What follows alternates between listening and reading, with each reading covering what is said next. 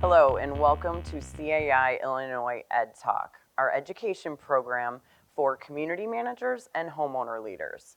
Today's session is called Neighbor Issues. This session is part of our Rules and Regulations Ed Talk track, a series of Ed Talks that will answer some of your most frequently asked questions on creating and enforcing your association's governing documents. Have a question on something that we didn't cover? Comment below and you may see your question featured on a future Ed Talk. My name is Kara Cermak. I am the Senior Vice President of Learning and Development with the Real Manage family of brands. This is my 31st year in the industry and I'm honored to give you a few tips. But first, a quote. Amy Repke from CAI. Community associations. Amy Repke from CAI. Community associations exist because they offer choices, lifestyles, services, amenities, and efficiencies that people value, and the very best of them offer a comforting sense of real community. Yet with all their inherent advantages, associations face complicated issues, none more common than the challenge of balancing best interests of the community as a whole with the preference of individual residents. Managing this critical and delicate balance is the essence of association governance. Now, I provide you with that quote as a basis to understand that, by and large, community associations are a pretty great thing. And when we have a real sense of community, we have less issues between neighbors where it escalates. And this is statistically true. It's not my opinion. Combating issues between neighbors and potential future violations. Sometimes if you suggest to your homeowner leaders that perhaps they have a newsletter that more frequently provides information on things like dogs and garbage and parking and decorations, maintenance, and then of course the ever difficult behavior and noise issues. Sometimes you can include this information in a newsletter that volunteers put together, telling people great things and then telling people, hey, let's be sure that we follow this rule and follow this rule. The way that you frame those recommendations will be key to getting people to comply without need for escalation. As an example, I had a dog situation where an owner that did not have a dog wrote me a very long email about her out on her back patio, and suddenly there was several piles of fecal matter next to her patio. So it was a big long email and it was actually quite funny. And what I did was I responded to her saying, thank you for your email. And I said, we are encountering this problem, and what we're thinking is, why don't we create a committee of people, dog owners and non-dog owners, to actually talk about the issues and see if there's creative ways that we can combat this problem. They did just that. They created a dog committee. They did really great things like have a dog parade. They created t-shirts for the homeowner picnic that had a dog with a pooper scooper on the front of it. And the reason I mention this is because when you present information in a way that is, people see why people have dogs and how great they are, then you are bound to have people obey the rules a little more. And having non-dog owners and dog owners is something that I thought was really great for this community. Right now is challenging as a society. We're on top of each other nonstop right now.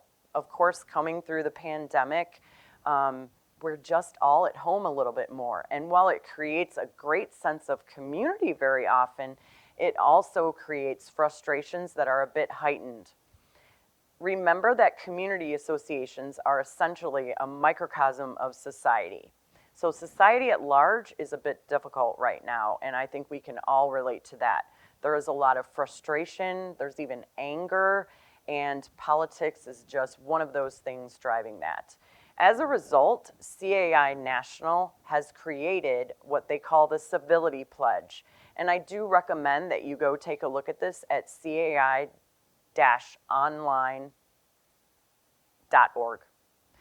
I do recommend that you check that out because it's a great thing not only to have the civility pledge taken by your homeowner leaders, but then to take it out into the community at large. Perhaps with the homeowner leaders first, and then you take it to committee levels, and then you take it out to the residents, perhaps even introducing it at a town hall.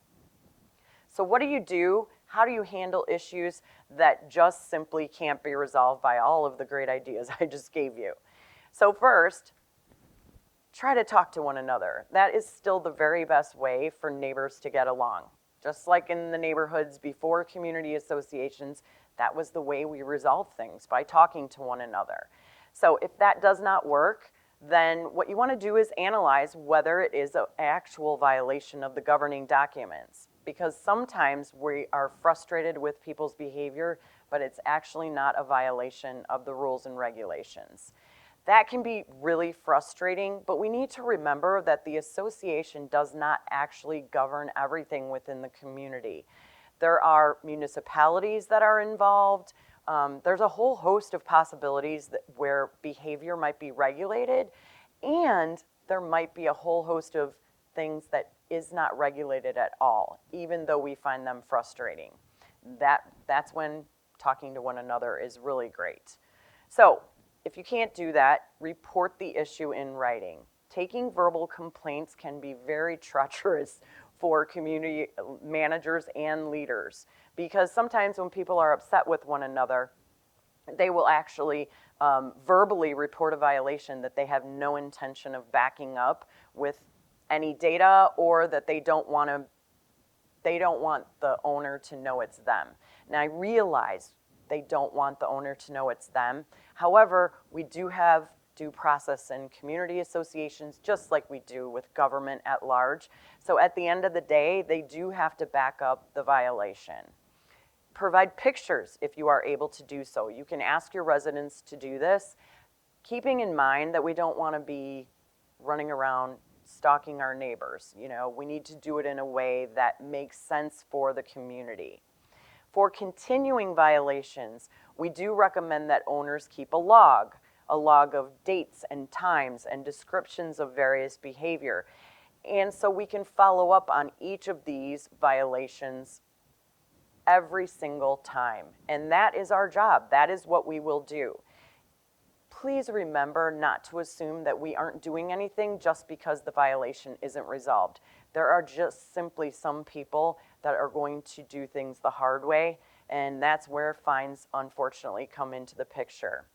Some people just don't follow the rules right away.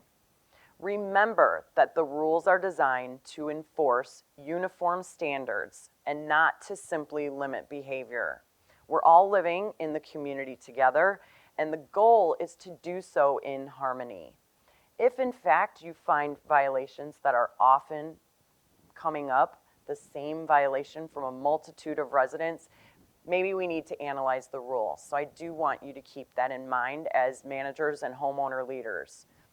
The last thing I'd like to say is catch people doing things right.